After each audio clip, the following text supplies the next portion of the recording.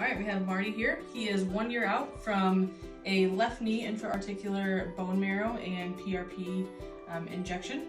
And Marty, to date, what percent better could you say that your knee feels? I would say at least 95%. Awesome. Better.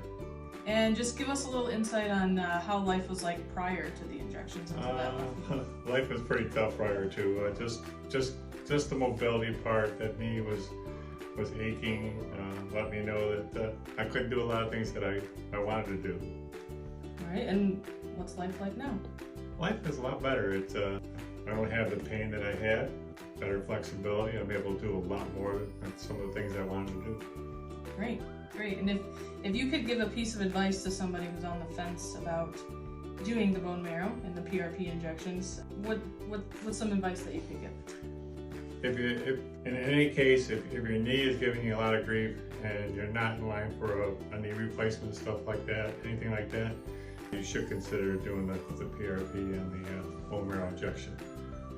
If you don't have to go through the part of the surgery of it all, I would recommend that you try this instead.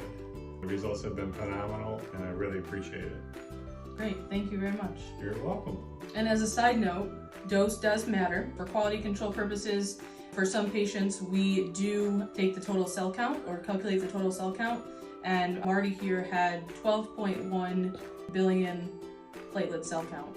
And as we know, to address arthritis, you want at least 10 billion cells. Marty here had 12.1 billion.